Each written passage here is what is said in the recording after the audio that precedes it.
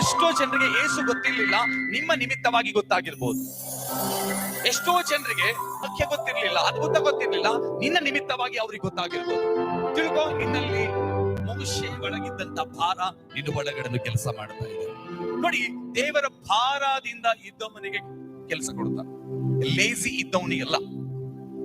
3 time ಉಂಡಿ ದೇವರಿಗೆ ಘಿನಾಸಲಾರ್ದವನಿಗೆ ದೇವರ ಗೊತ್ತಿಗೆ ಘಿನಸಲ್ಲ.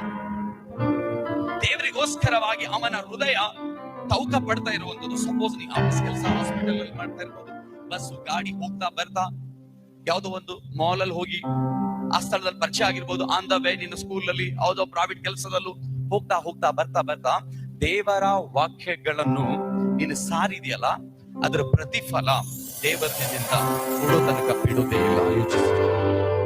ಮೋಶೆ ಹೀಗೆ ಇದ್ದರು. ಮೋಶೆಗೆ ಆತ್ಮ ಬಚಾವ್ ಆಗ್ಬೇಕಾಗಿತ್ತು, ಮೋಶೆ ಆತ್ಮನ ಉಳಿಸ್ಬೇಕಾಗಿತ್ತು. ಅಮಲೇಕ್ಯರು ಬಹಳ ಡೇಂಜರ್.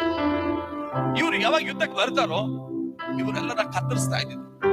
ಅಂತ ಸಮಯದಲ್ಲಿ ಮೋಶೆ ಭವಿಷ್ಯವಕ್ತ ಇರೋದ್ರಿಂದ, ನಾಳೆ ನಮ್ಮ ಮಧ್ಯದಲ್ಲಿ ಅಮಲೇಕ್ಯರು ಬರೋರಿದ್ದಾರೆ, ನಾವು ರೆಡಿ ಆಗಬೇಕು.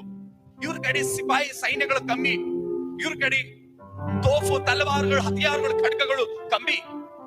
ಆದರೆ ಮೋಶೆ ಇವರ ಸಂಗಡ ಇರೋದ್ರಿಂದ ಇವರಿಗೆ ಧೈರ್ಯ ಇತ್ತು. ಕಾರಣ ಮೋಶೆ ಡೈರೆಕ್ಟ್ ಕಲೆಕ್ಷನ್ ದೇವ್ರ ಜೊತೆ.